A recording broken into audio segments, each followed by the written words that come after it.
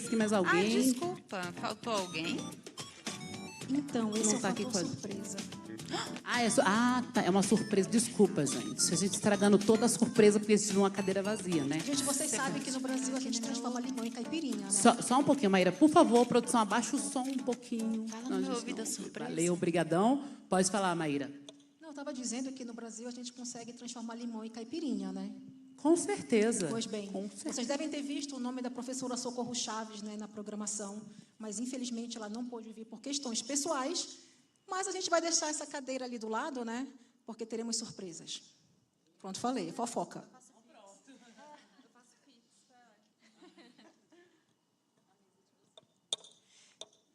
Gente, primeiramente, boa tarde a todas as pessoas que estão aqui conosco, presencialmente e online.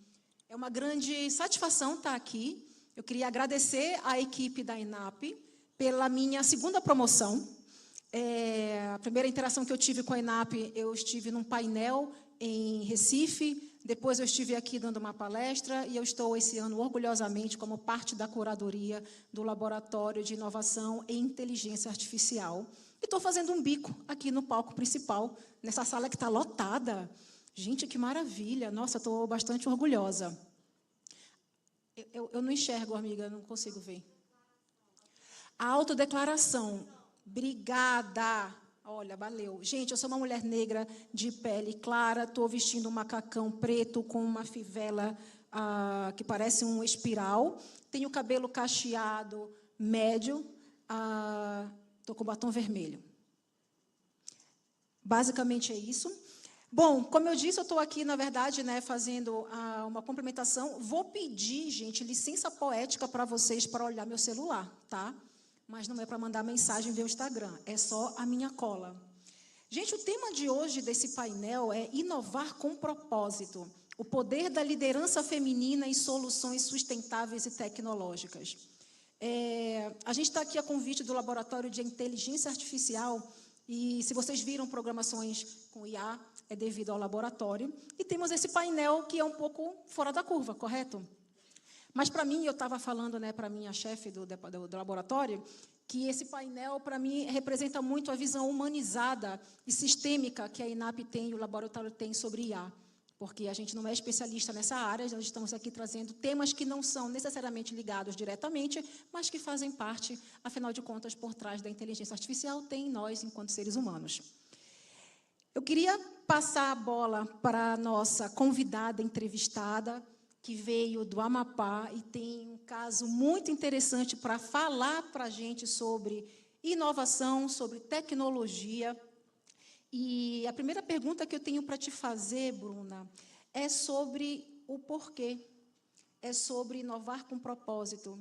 Eu queria te perguntar, para falar um pouco da tua jornada, na verdade, né? Como é que a tua trajetória pessoal e profissional se conecta com os temas de sustentabilidade e de resíduos? Conta para a gente um pouco disso. Bem, gente, boa tarde. Agradecer aqui pela oportunidade. Eu sou caloura nesse evento, mas já saio daqui muito apaixonada. Eu me chamo Bruna Freitas, eu sou uma mulher amazônida, pele clara, cabelo médio, loiro. Hoje eu estou vestindo uma blusa vinho e uma calça estampada também. Estou aqui muito feliz, muito agraciada de poder dividir um pouquinho daquilo que a gente carrega e faz e busca inovar na Amazônia, né? E trazer também, compartilhar e agregar o conhecimento que está sendo tão rico de poder presenciar aqui nesse evento. Bem, a minha razão de ser é por ser uma pessoa muito inconformada. Eu sou amazônida, moro no Amapá, e sempre fui, assim, nunca tive a primeira resposta como absoluta, né? Então, esse inconformismo me fez sempre questionar realidades, e eu acredito que questionar é o primeiro passo para inovar, né? Para fazer algo diferente, fora do corriqueiro. No Amapá, não sei se todos aqui já tiveram a oportunidade de entender um pouco mais, de aprender. Nós somos o estado ali no extremo norte, que a gente só chega via aéreo ou então barco. Então, nós temos uma costa muito rica. E lá há também uma tradição de pescado, de forma geral, como há em toda a Amazônia. E na minha construção, eu sou formada em comunicação social, com foco, sempre tive aquele aprendizado criativo e de negócios e de soluções. Sempre busquei entender os porquês, né? No Amapá, a gente tem muito peixe, mas o que é feito com esse peixe, com esse pescado, com essa matéria-prima? E a minha jornada, tanto acadêmica quanto profissional, me levou a questionar o porquê do resíduo do peixe, né? Por que ele existe, como ele está sendo lidado, como que ele é interpretado dentro dos ambientes, dentro das instituições. E isso me fez mergulhar, literalmente, no mundo da agregação de valor dentro desse resíduo.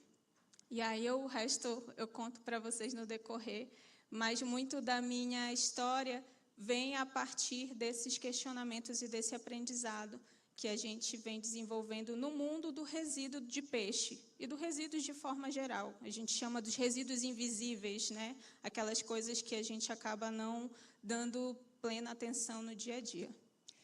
Gente, uma coisa que eu aprendi é que essa questão do propósito, ela tem muito a ver com o nosso porquê. Porque o porquê, ele é motivacional. Quando a gente conecta com isso, a coisa vai para uma outra dimensão. Tem um pesquisador em Harvard que é chamado Ben alguma coisa. Ele já pesquisa sobre felicidade há 30 anos. E ele fala que quando a gente muda a nossa percepção sobre o que a gente faz, isso aumenta o nosso nível de felicidade.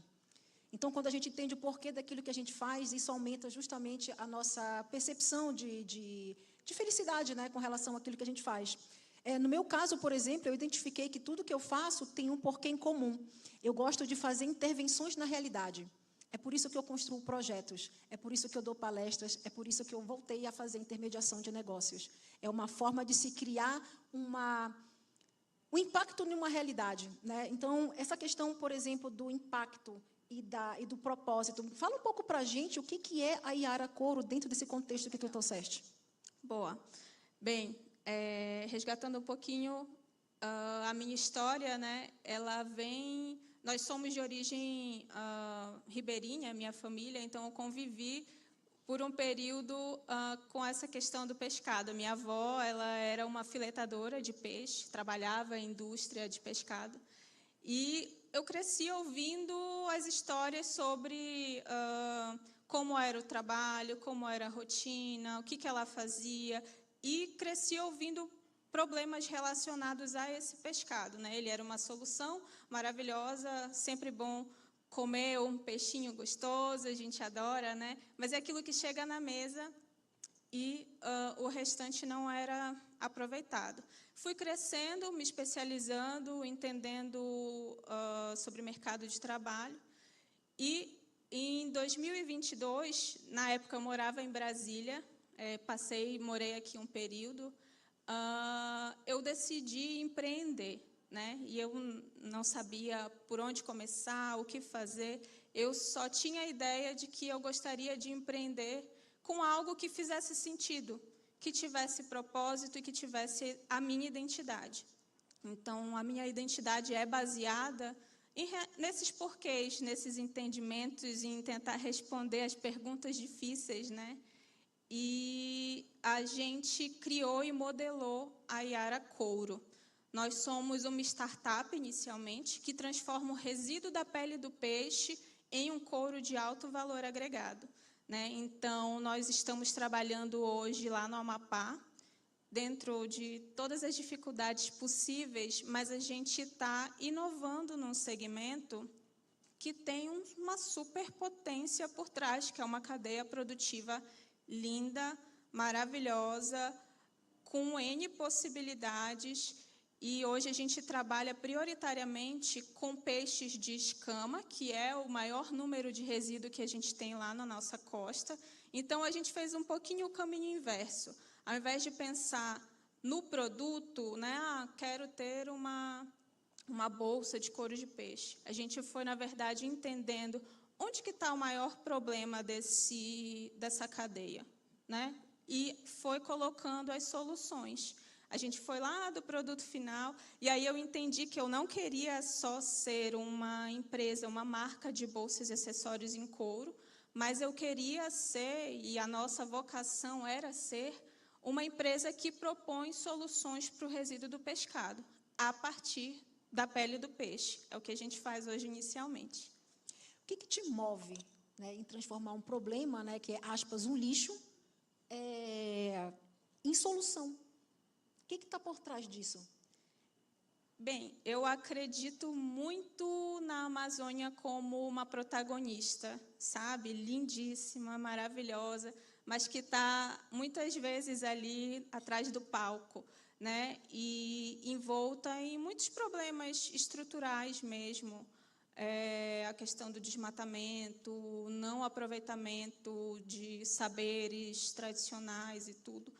Mas eu acredito muito que a gente pode ser protagonista na utilização dos nossos próprios ativos, né?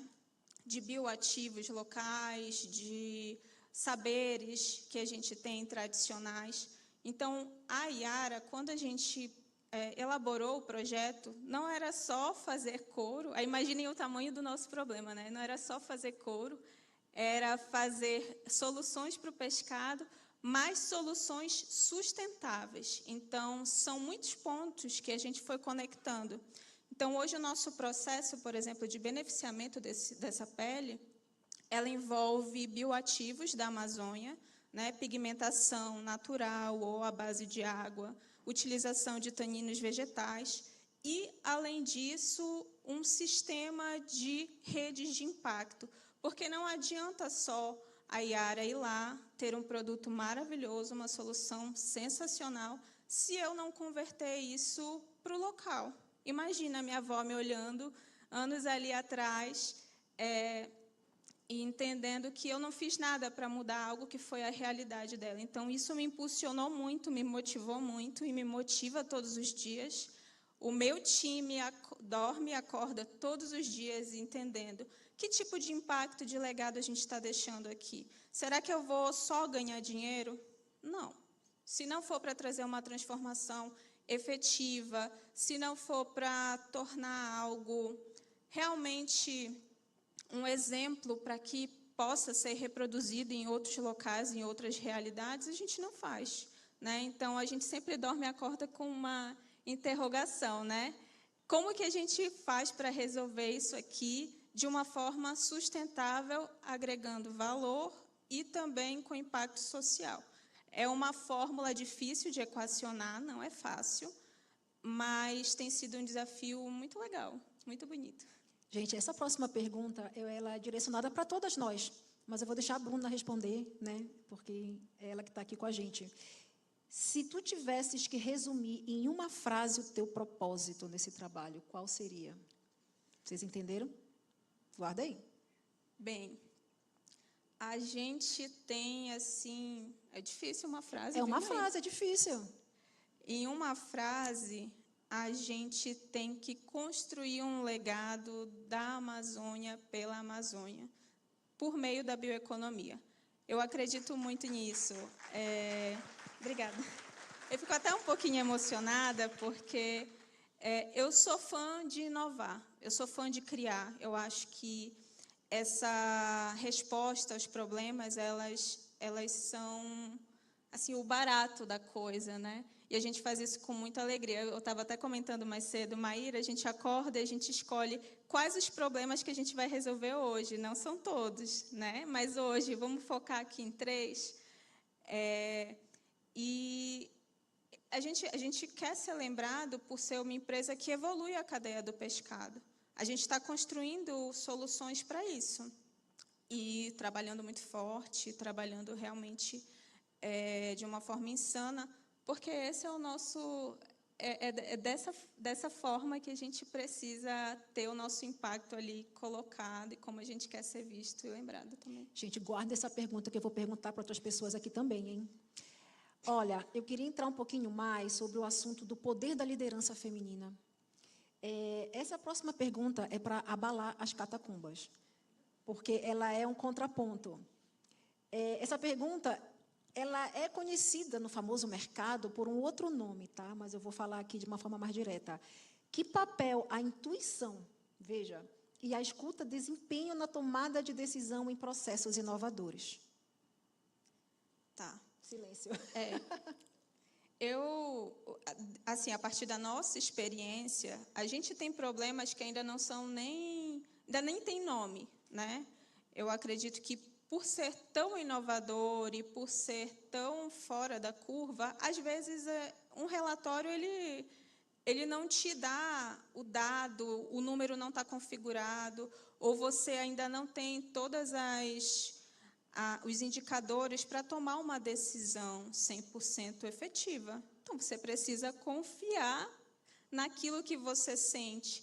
E isso a ciência realmente não explica, que é o poder da intuição, né? O poder de você entender que há possibilidades e, dentro das possibilidades, você escolher um caminho. Então, todos os dias, tentar entender como que a gente vai tomar a melhor decisão possível. Hoje, a gente, de novo, conversava de manhã, tive um problema, tem um maquinário, por exemplo, dentro da Iara, que atravessa o Brasil inteiro, né, via barco. E precisa ter a confluência de todos os fatores ao mesmo tempo dando certo. É uma porcentagem assim, muito alta de dar errado, né? Então, imagina, sair lá do Rio Grande do Sul, lá para o norte do Brasil, a chance de dar errado é sempre muito alta. Então, a gente assume riscos o tempo inteiro. E isso, só uma intuição afinada, ela é capaz de te dar o mínimo, que muitas vezes é o mínimo, de segurança para a tomada de decisão. O que a gente faz para minimizar, né? Tentar entender caminhos e ser muito perspicaz assim, quando o problema aparece. Se a gente focar muito no problema, a gente não consegue elaborar soluções. Então, a intuição, acho que ela diz respeito a isso mesmo, a você colocar ali assumir aquele risco e entender, embora, se der errado, deu, se der certo, feliz para todo mundo. Gente, essa questão da intuição não é nada místico, não, tá?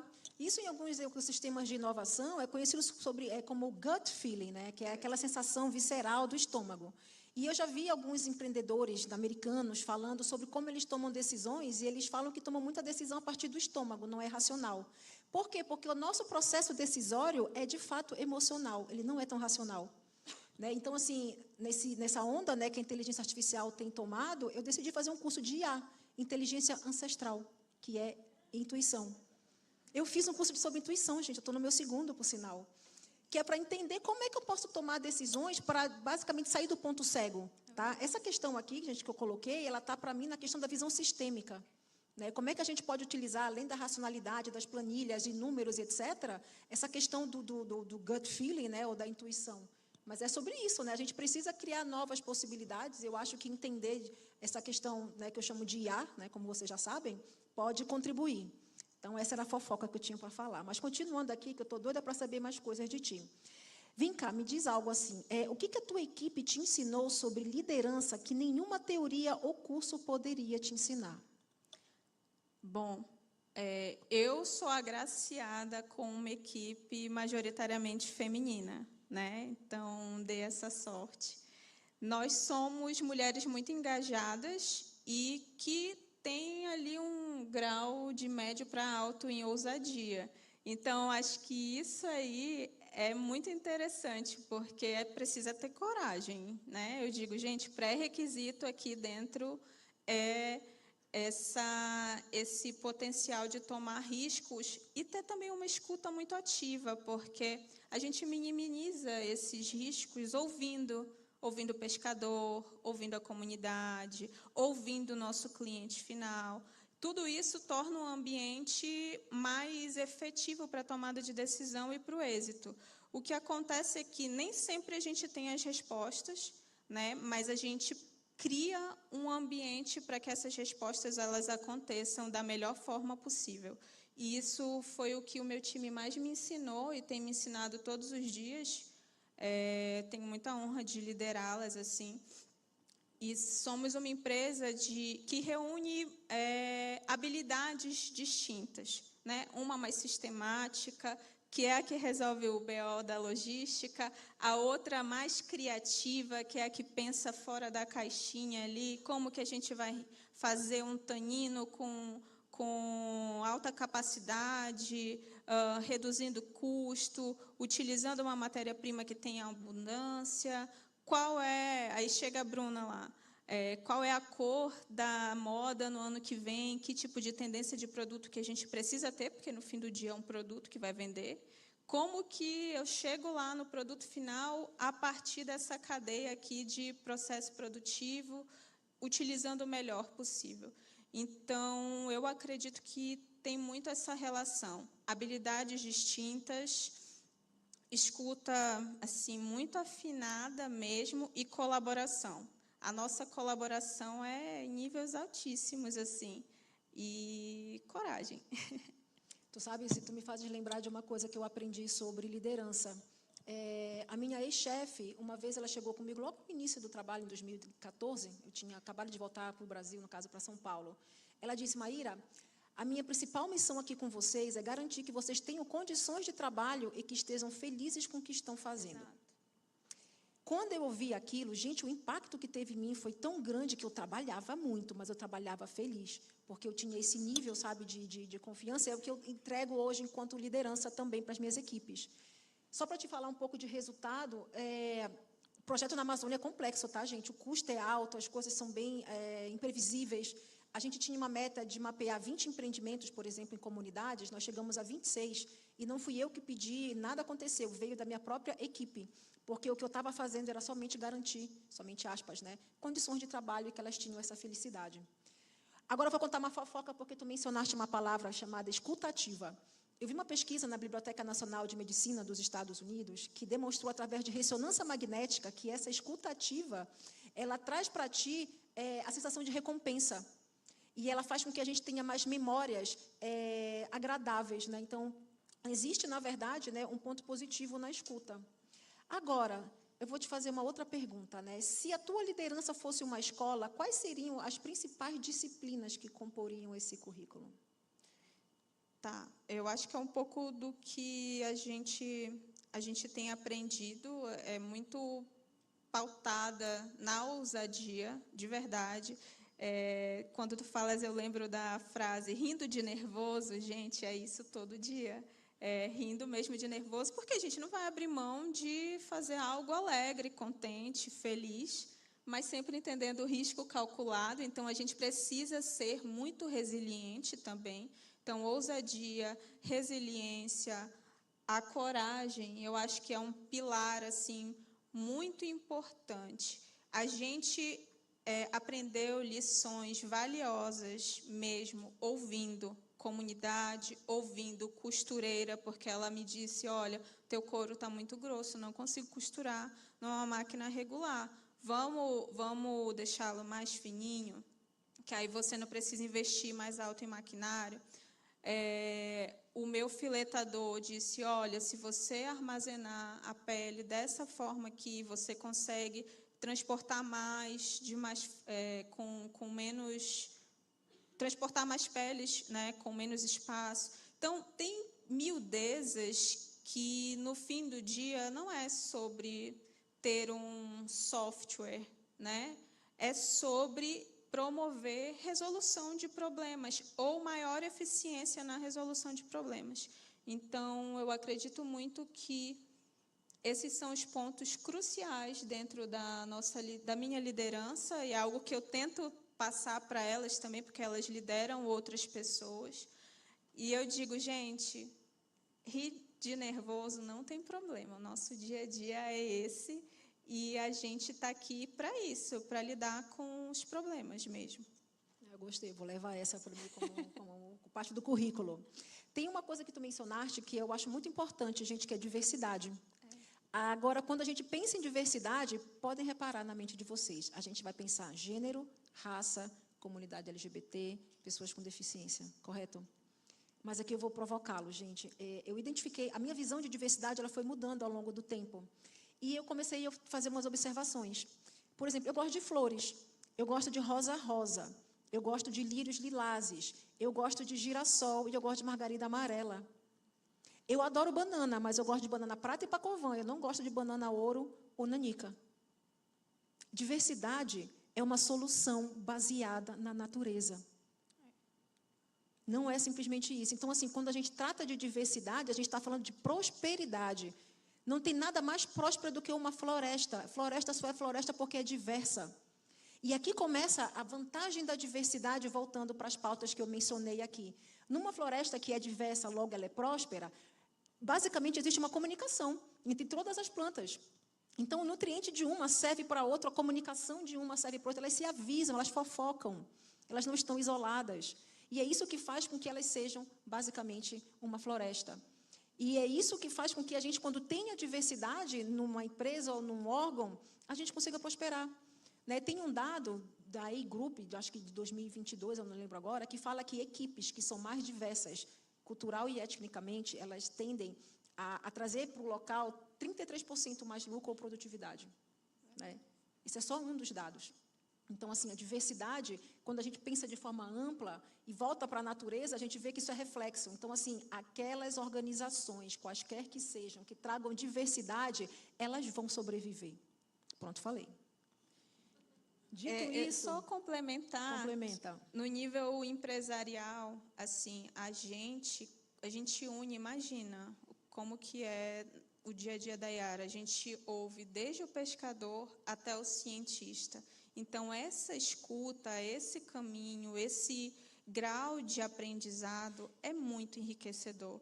Então, eu acredito que a diversidade, ela não é uma bandeira, ela é uma estratégia de inovação com eficiência. Acredito fielmente nisso mesmo, a gente transporta isso no dia a dia, porque nos faz inovar com qualidade mesmo. Não, eu vou trazer mais um dado, gente, mais uma fofoca. É da McKinsey de 2022. Empresas que são mais diversas, os funcionários tendem a ser 6 vezes mais inovadores e 11 vezes mais criativos. Olha a potência disso. Então, realmente, gente, diversidade é uma solução baseada na natureza. Mas deixa eu continuar aqui a fofoca, gente. Olha só, como é que a diversidade impacta diretamente a forma como vocês criam soluções inovadoras? Eu acho que tu já até respondeste de uma forma geral, mas eu queria ouvir um pouquinho mais na prática como é que isso funciona nos produtos, nas coisas que vocês desenvolvem. Bem, um exemplo muito prático, assim, a gente aprende muito sobre pescado, né, com o pescador em si.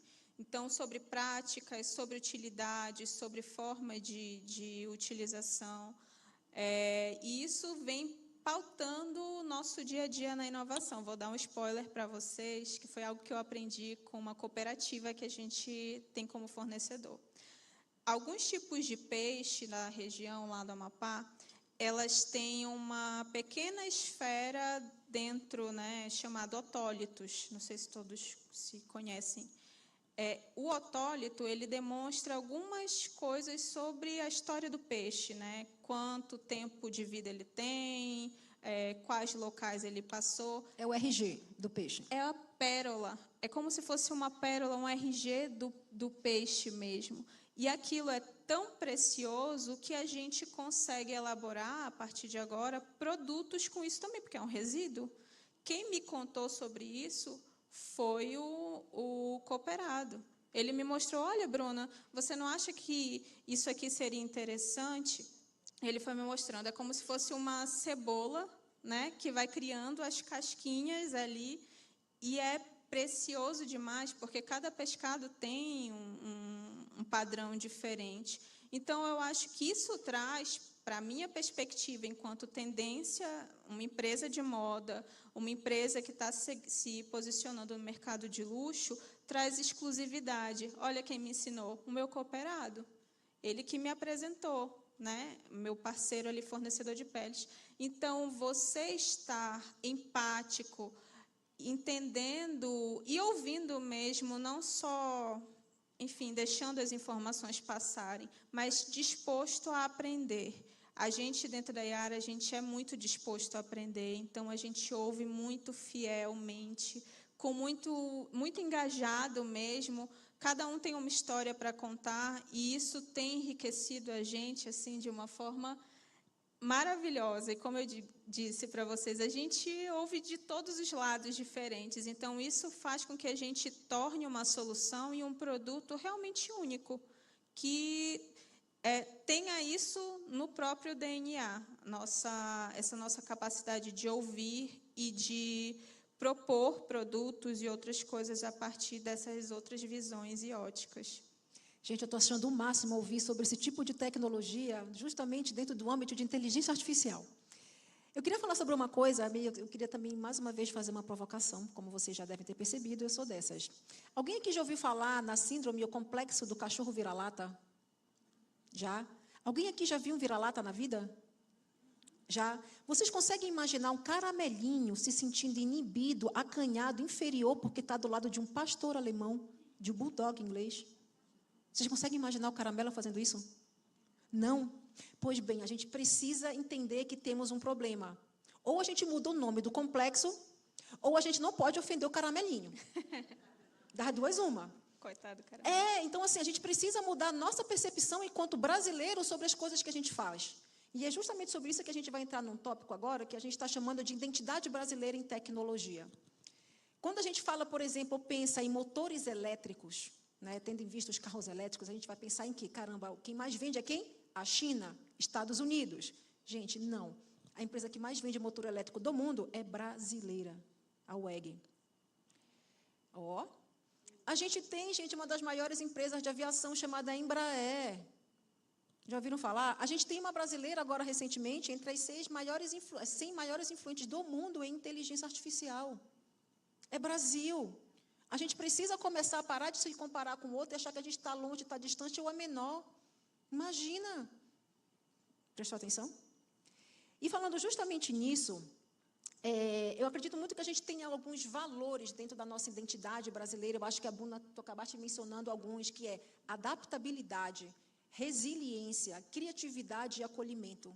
Isso faz parte da nossa identidade. Eu acho que isso afeta a forma como a gente inova nesse país, e temos coisas que a forma como a gente faz, outros lugares não fazem. Né? Então, eu acho que isso impacta. Inclusive, nós estamos aqui falando de um lugar que me chamou muito a atenção, né? Que é justamente o LIA. Gente, eu estou falando muito do LIA, sim, porque eu gosto muito, gosto da ENAP, mas realmente é um fator de inovação. Quem aqui é do setor público? Uau! A maioria. Gosto disso. Gente, o LIA, ele é o resultado de uma política pública. Aprendi isso agora recentemente, fofoca nova. E o interessante disso é porque, além de ser uma política pública, né, que vem de uma política pública, eles trabalham inovação e inteligência artificial. Eu não vou falar, né, sobre aquilo que eu não tenho lugar de fala. Eu vou chamar a Patrícia, que é o nosso efeito surpresa, para contar um pouco, né, desse orgulho brasileiro, porque eu acho que é isso. A gente precisa começar a valorizar aquilo que é nosso. Tá? E a Semana da Inovação, por sinal, é referência. Né? Eu ouvi justamente agora também que isso aqui é o carnaval da inovação do setor público, a nível mundial. Quantas outras coisas nós não somos, né, de nível mundial, e a gente precisa valorizar. Então, vem aqui com a gente. Obrigada, Patrícia. Eu sei que já é a tua enésima participação, mas eu vou agradecer a Fernanda, né, que obrigou a chefe a vir aqui com a gente. Mas explica um pouco para a gente qual é o trabalho do laboratório. Eu gosto de fofoca e de surpresa e provocação também. Então, como eu já falei do laboratório um monte, eu vou falar um pouquinho sobre o tema do nosso painel, e aí eu finalizo com o laboratório. O que vocês acham? Vou para inovação, propósito, liderança feminina e tecnologia. E como é que a gente chegou aqui, né? Meu nome é Patrícia Baldez, eu sou coordenadora geral do Laboratório de Inovação e Inteligência Artificial. Eu sou uma mulher parda, portanto negra, e vou falar um pouquinho da minha trajetória aqui, depois de dizer que eu estou vestida de carnaval e meio floresta, meio Amazônia, meio África, trazendo um planeta, uma chance da gente juntos fazer inovação. E por que eu resolvi falar disso? Né? O combinado era realmente falar do LIA, aproveitar esse público aqui para falar mais uma vez do laboratório. Mas vocês me inspiraram demais, me emocionei várias vezes ali, e aí eu resolvi falar um pouquinho também da trajetória. Minha primeira formação é comunicação social. E eu fui para essa área porque eu tenho uma paixão por criatividade.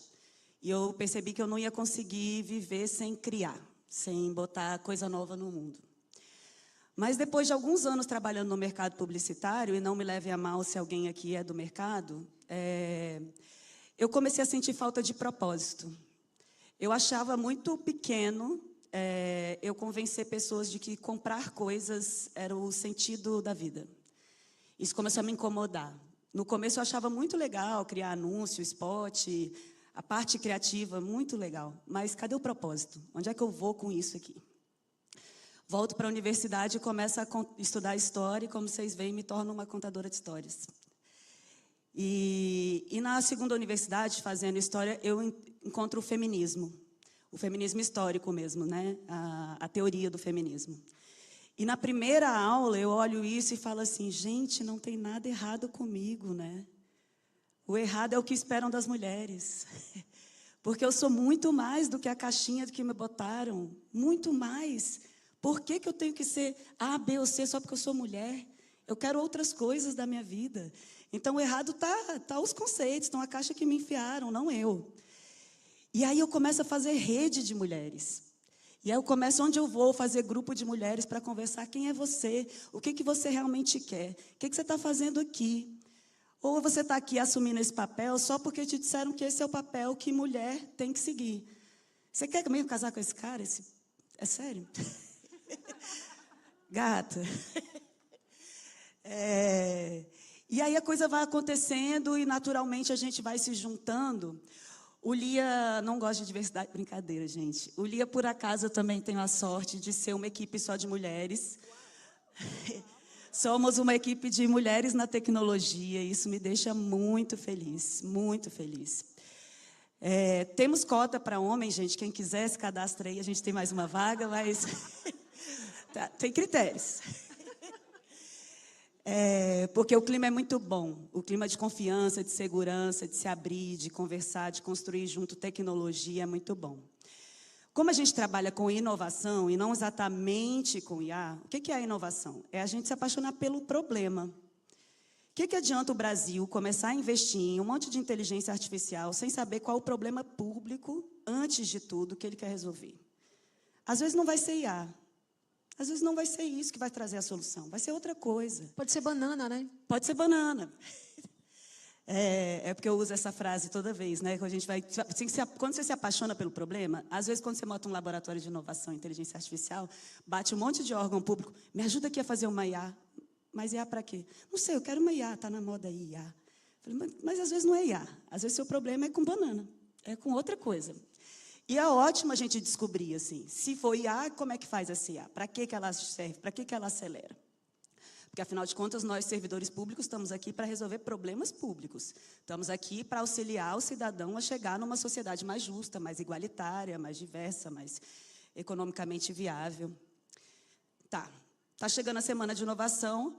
O Lia é uma das coordenações dentro da Genova, que faz essa Semana de Inovação aqui todo ano para vocês. A coordenação específica é a CG Comunidades, que faz essa linda festa. Assim, a gente entende que inovação se faz com comunidade, com rede. E a gente, dentro das coordenações, a gente é instado a faça sua curadoria também. Ajude a construir a Semana de Inovação. E a gente começa a fazer a curadoria do Lia. Está indo bem e fala... Cara, está faltando a região norte aqui. Está errado a gente fazer uma curadoria para a Semana de Inovação. E cadê a região? Sobre meio ambiente, um planeta, uma chance, e a gente não vai trazer a região norte? Está errado. Bora fuçar. Fernanda, intuitivamente, fala, Maíra Castro. Claro, tem que trazer a Estrela do Norte aqui para abrilhantar. E aí ela vai ajudar a gente a movimentar, a chamar pessoas interessantes como a Bruna. E a gente vai construir esse painel e vai ser lindo. Aí eu vou conversar com Maíra, ela fala, a única IA que eu conheço é a inteligência ancestral, amiga. De artificial, assim, não tenho. Aí eu estava ali caçando o conceito de tecnologia, porque foi assim que eu cantei Maíra para ela acreditar e vir comigo nessa loucura. Tecnologia é um conjunto de conhecimentos, técnicas, habilidades e processos utilizados para desenvolver produtos, serviços ou sistemas que visam a facilitar a vida e atender a necessidades humanas. Então, não é sobre IA. Se a gente está falando de tecnologia e meio ambiente, tem um monte de tecnologia voltada ao meio ambiente que a gente pode ajudar a desenvolver. Então, tem tudo a ver aqui, embora a gente não esteja falando de inteligência artificial aplicada ainda, porque do que eu já vi da Bruna, já ela vai estar botando inteligência artificial lá no processo dela também, é sobre tecnologia. É sobre a gente criar ferramentas que facilitam a nossa vida dentro de sociedade, que facilitam a vida humana, que melhoram os serviços públicos. Então, trouxe essa novelinha aqui, e agora eu vou trazer rapidamente o que é o LIA. Como a Maíra trouxe, o LIA, se vocês quiserem entrar em contato com a gente, está aí, gente, o nosso check-in e o site do LIA, anunciando em primeira mão aí para vocês. A gente vai lançar, na verdade, daqui a pouco, daqui a 2 horinhas, vai ter o balanço de 1 ano de LIA. Fofoca! Primeira mão para vocês. A Paula está dizendo, repete o check-in. A minha intuição tem vários nomes, gente, é ótimo. O LIA está fazendo 1 ano nessa interseção entre o que é a diretoria de inovação, né, que é uma das diretorias da ENAP. A ENAP tem 6 diretorias, uma delas é de inovação. Então, a gente trabalha com projetos de inovação, a gente ajuda os outros órgãos públicos a se apaixonarem pelo problema antes da solução. Pode demorar um pouquinho mais, mas primeiro a gente entende que problema a gente quer resolver, e aí a gente traz uma solução mais adequada, mais econômica. A gente corre risco pequeno dentro de um laboratório para, quando for escalar qualquer política pública para nível de governo, isso está mais seguro. Os riscos estão rastreados, mapeados. Esse é um lado. O outro é da escola. Vocês vão ver aí no nosso site, tem as trilhas que a gente já está fazendo, nossos programas de capacitação, que a gente também entende como uma forma de transferir tecnologia, né, para os servidores. Eu acho que está todo mundo curioso. E a outra parte, para finalizar, voltar para a Maíra aqui, é isso. É fazer evento e desmistificar certos conceitos, né? Às vezes a gente escuta IA e parece uma coisa tão distante, e às vezes IA é uma tecnologia ancestral. Uau! Obrigada, viu, por ter pulado aqui em cima da hora, nesse efeito surpresa, né? As tuas intuições, elas são muito assertivas. Eu queria fazer uma pergunta para vocês duas, gente. Olha só. Aliás, eu tenho 2 perguntas, mas eu vou começar com essa. Quais valores da identidade brasileira vocês acreditam que mais se conectam com a inovação tecnológica e sustentável? Respira fundo e vai. Bem, eu acredito que a criatividade é uma forma de inteligência magnífica, assim, e acho que, como comunicadora, a gente sempre fica, né, de humanas, talvez não conheça tanto, outras habilidades mais importantes, entre aspas, mas a criatividade, quando bem aplicada, ela resolve problemas como ninguém mais. E a capacidade de improviso. Eu sou apaixonada por improviso. Dizem que eu sou a mestra das gambiarras, às vezes, e sim, em alguns momentos, são gambiarras que resolvem problemas. Porque, para mim, tecnologia é capacidade de resolver problemas reais. Ponto, né? Não precisa de grandes conceitos, na minha opinião, né? Enfim, e até os problemas, eles podem ser mais fáceis, né? Então, eu acredito muito, a criatividade, o improviso, eles são armas poderosíssimas, assim, para inovar, e para inovar com identidade, né, com autenticidade, não pegar um modelo, simplesmente reproduzir e achar que está tudo bem, né? Como você falou, focar no problema. Isso me remete muito à nossa jornada. Quando a gente começou, a gente focou muito no que era problema para a comunidade de pesca, problema de trabalhar com resíduo, e foi elencando, problema, tá. O panorama é esse, um balde de problemas, e como que a gente vai trazer solução para isso.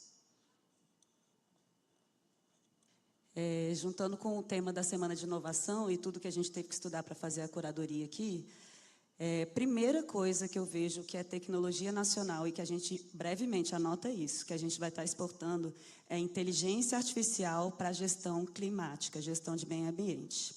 A gente hoje tem um sistema ambiental de órgãos que respondem ao Ministério do Meio Ambiente, IBAMA, ICMBio, e tantos outros. E outras unidades ambientais dentro de ministérios, dentro de polícias, dentro de diversos órgãos, que a gente tem uma produção de dados, e inteligência artificial só existe a partir de dados, existe uma produção de dados e dados catalogados de fazer inveja no mundo inteiro. Ninguém protege meio ambiente como a gente e ninguém tem dados para fazer avaliação de meio ambiente como a gente. A gente tem um grupo de servidores públicos muito motivados. Esse pessoal que trabalha na área de meio ambiente, eu acho que deve ter vários aqui, vocês sabem do que eu estou falando, eles são imbuídos de propósito, como é uma das partes do nosso tema aqui. E eles desenvolvem, às vezes, na unha, tecnologias. A gente, esse ano todo, a missão do laboratório foi apoiar o desenvolvimento de inteligências artificiais voltadas para a gestão ambiental. E quando a pessoa trazia o problema, você ficava de cara. Vou trazer um caso aqui do IBAMA, por exemplo. Eles são responsáveis pela proteção da fauna brasileira. E aí eles não impedem crimes ambientais contra a fauna. Existe gente que é tão cara de pau que pega bicho que não pode e faz anúncio no Mercado Livre para vender animal protegido. É absurdo. E aí tinha um grupo de servidores do IBAMA que ficava na unha lá pesquisando um monte de rede social e Mercado Livre, fulano de tal. Como é que a gente vai fazer para achar esse pessoal? E a gente, esse ano, desenhou um protótipo. Na verdade, a gente ainda está um pouquinho antes do protótipo, mas a gente está desenhando, junto com eles, uma solução de inteligência artificial que faz essa busca ativa dentro das redes e dentro das áreas de comércio.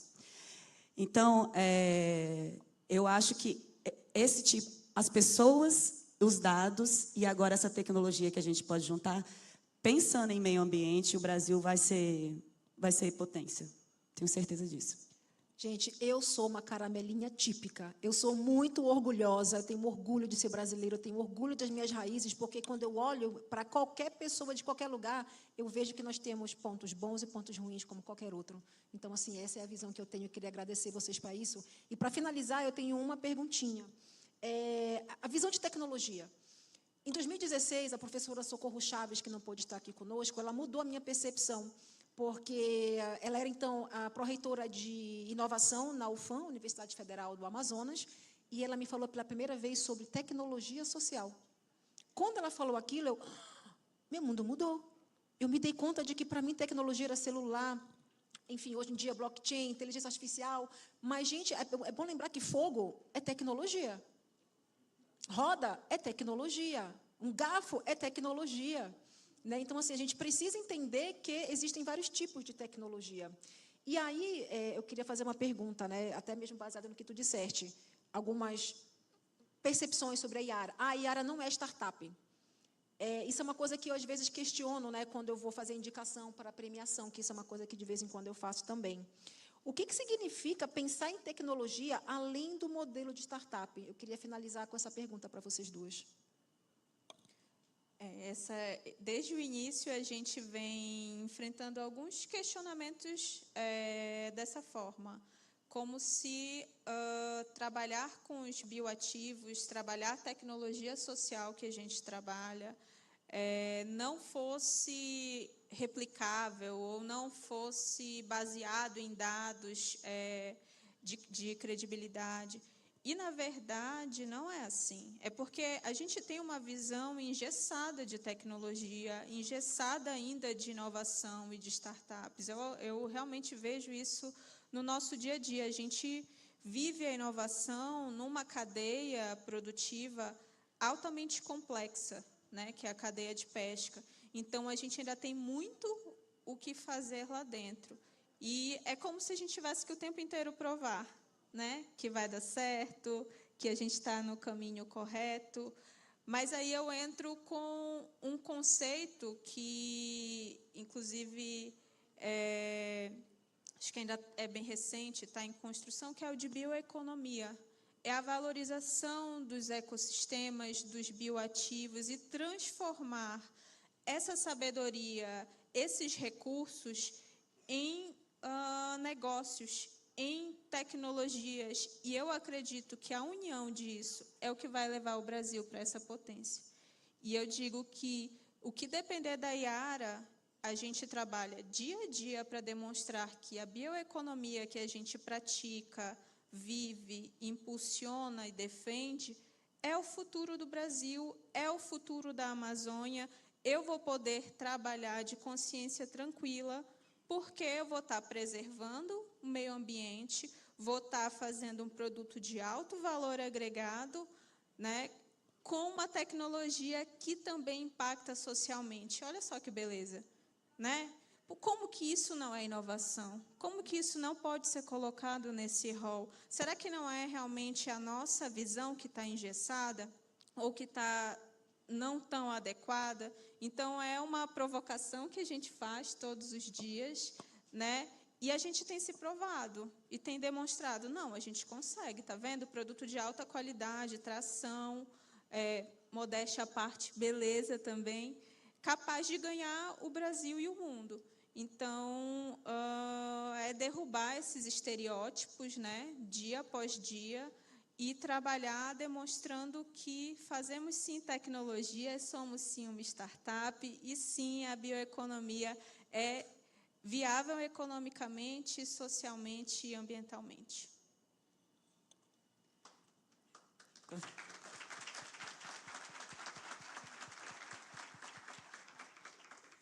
Gente, esgotou, então vou falar rapidinho, tá? Quando você me fez essa pergunta, a primeira coisa que eu pensei foi na tríplice hélice da inovação. Não sei se todo mundo aqui conhece, já que a gente está na Semana de Inovação, acho bom passar conceitos também. O que é a tríplice hélice da inovação? A startup é a iniciativa privada, né? É a gente fazer esse impulsionamento dos pequenos para crescerem e se tornarem grandes. Mas quem faz esse impulsionamento? O conhecimento da startup, se tudo der certo na tríplice hélice da inovação, vem da academia. Tá? Então, a gente tem que investir mais em universidade. A universidade brasileira, pesquisem também, busquem, não, sejamos cachorros vira-latas orgulhosos, caramelos orgulhosos. As universidades brasileiras, aqui em Goiânia, a gente tem um centro de excelência em IA, com 7 anos de existência, com 2 turmas já formadas de graduação, começando o mestrado agora, e que viaja o mundo inteiro exportando tecnologia de inteligência artificial. Aqui em Goiânia. Temos outros. Só para dar um exemplo do mais antigo. Então, academia e Estado, né? Isso que a gente faz aqui, que o MCTI faz, que o MGI faz, que é incentivar. A gente precisa da mão do Estado, não para só regular e empurrar, mas para botar para cima também. Bora, gente. A gente tem esses problemas, a gente tem esse recurso, vamos todo mundo junto. Gente, muitíssimo obrigada a vocês. Obrigada a vocês, a sala estava lotada. Gente, é porque dava para ficar aqui. Eu acho que toda essa plateia, vocês vão concordar comigo, falando só elas, né? Desculpa, também tem a cota, né? Todas e todos concordam comigo que dava para ficar aqui mais horas escutando vocês três. Eu queria fazer, na verdade, Obrigada um convite por para a isso. plateia. Vamos fazer uma foto com vocês, porque eu achei tão interessante que que a mais sala você estava quer? lotada. Diz. Não, tá bom, gente. Vamos Fala mais, conta mais uma fofoca. Vocês topam fazer uma selfie junto? Conta mais uma fofoca. Maria Paula. Essa mulher, desde a época, é incrível sempre. Deixa eu pegar. Não, amiga. Pequena. Oxe, mas quando? Pequena, gente. Eras. 1,80 m de mulher. 1,83 1,80 m de mulher, rapaz. Cadê ele? Aí, ó. Cadê? Aê. Genial, gente. Obrigada, viu? Boa continuação. Bom Tinha carnaval. uma salva de palmas para essas mulheres. Não. Quantas mulheres incríveis, hein, galera? Égua da mulher, égua da garota. Ai, gente, é Te amo, bom. te Essas educa. mulheres inspiradoras, pessoas inspiradoras, nos Parabéns. inspiram tanto. Sucesso. Que a gente não está lutando sozinha, que a gente tá... Tem muita coisa acontecendo, tem muita gente boa, e é por isso que a gente não desiste dessa luta. Eu fico muito feliz. Fico até empolgada. Segue, Emily, que eu me empolguei demais aqui, meu Deus.